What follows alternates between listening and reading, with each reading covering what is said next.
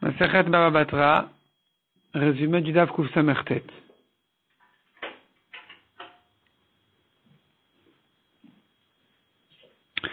Un homme vient au Bedin en disant j'ai perdu mon shtar. J'avais prêté de l'argent à quelqu'un, il m'a écrit un shtar et j'ai perdu mon shtar. Même s'il y a des témoins qui viennent dire oui, il a raison, nous avons écrit le shtar, nous l'avons signé, on l'a donné, et donc il mérite ce shtar-là, on ne va quand même pas lui donner un shtar parce qu'on craint qu'il va le retrouver et qu'il va encaisser 2 fois. Mais s'il s'agit d'un shtar de vente, alors on peut refaire un shtar à l'acheteur qui prouve qu'effectivement il a acheté ce champ-là, mais ce nouveau shtar-là sera fait sans garantie. Rabban Shimon ben Gamliel Omer, il dit, même dans un cas de vente, on ne lui refait pas un shtar. Pourquoi? Parce que on craint que l'acheteur a rendu le shtar au vendeur, et en rendant le shtar au vendeur, le champ revient au vendeur automatiquement, parce que selon Rabban Shimon ben Gamliel, quand je rends le shtar, alors j'ai rendu avec le shtar même l'engagement du shtar, les lettres, donc l'engagement du shtar.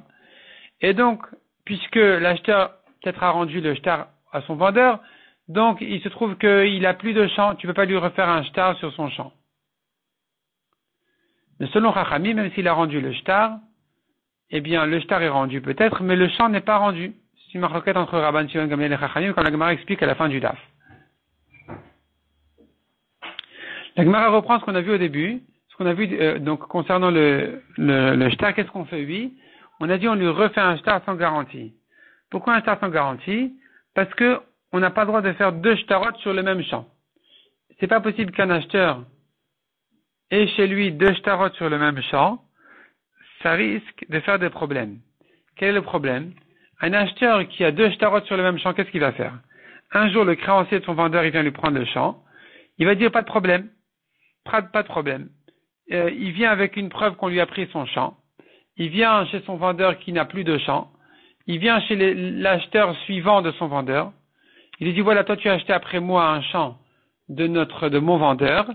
Et lui, il a hypothéqué ses biens à la garantie de mon champ. Donc je prends ton champ. Pas de problème, il prend son champ. Plus tard, il dit au prêteur, il dit au créancier, ce premier acheteur-là, dit au créancier, tu sais quoi? Laisse-moi encore un peu sur le champ, je te le rendrai plus tard. Le créancier dit, ça va, je te laisse. Le premier acheteur, il reste sur le champ quelques mois. Entre-temps, on oublie cette histoire-là, qu'il a reçu un champ du dernier acheteur, de son vendeur et tout ça. Il vient ensuite chez chez un autre acheteur de son vendeur. Il lui dit, tu sais quoi, voilà, on m'a pris le champ. Il vient repleurer, voilà, on m'a pris le champ, ton champ est hypothéqué, je le prends. Et comme il a 2 shtarot, alors il peut faire ce jeu-là 2 fois. Un acheteur, il donne un premier shtar comme signe que voilà, on m'a pris mon champ, tu me prends, j'ai fini avec ça. Et puisqu'il a un deuxième shtar, il peut le ressortir à un deuxième acheteur. C'est pour ça qu'on ne peut pas faire 2 shtarot avec garantie sur le même champ. La Gemara dit, mais comment le créancier pourra venir encaisser 2 fois? Comment tu peux prouver 2 fois qu'il est venu encaisser le shtar, alors le champ, alors que le Badin ne va pas lui donner à 2 reprises le droit de prendre le champ? Répond la Gemara, c'est pas un créancier, il s'agit d'un propriétaire qui va prouver que il était propriétaire, lui et son père et son grand-père. Bref, il va amener des témoins comme quoi c'est un terrain qui est hérité pour lui.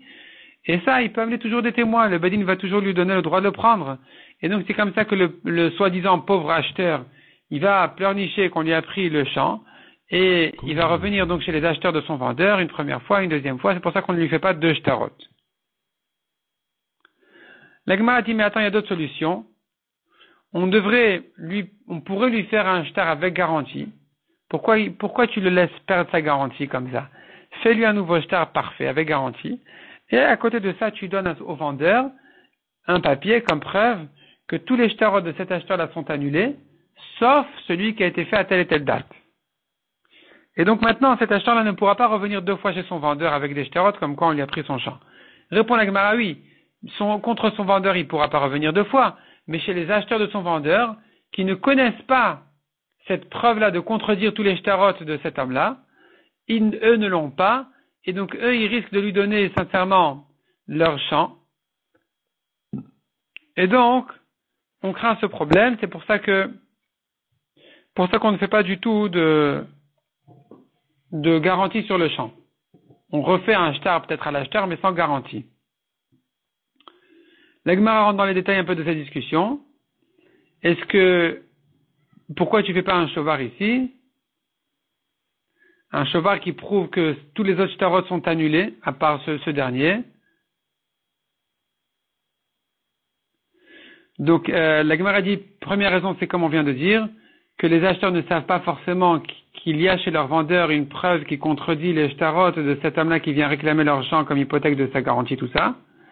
Deuxièmement, il peut se retrouver chez un acheteur qui n'a pas de garantie du tout, donc il ne va pas penser, ce dernier acheteur, de retourner chez son vendeur pour récupérer, pour se renseigner s'il n'y a pas par hasard une preuve qui contredit les shtarot de cet homme-là qui vient réclamer le champ.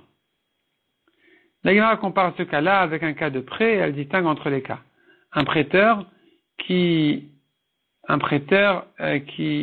a perdu son shtar, eh bien, on va lui faire un shovar, une preuve à l'emprunteur comme quoi sa dette a été remboursée, de manière à ce que si maintenant le créancier il va prendre des terrains de ses acheteurs ou de lui-même, il pourra prouver contre lui que ce shtar-là est annulé.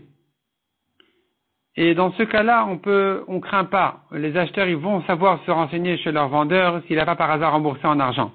Parce qu'il a emprunté de l'argent, donc peut-être qu'il a remboursé en argent. Mais dans un cas d'une vente, c'est plus difficile parce que les acheteurs, ils vont pas penser que leur vendeur a remboursé au premier acheteur sa garantie en argent. Le premier acheteur n'est pas censé se contenter avec de l'argent, il exige un champ. Et donc, il risque de se tromper et lui donner un champ.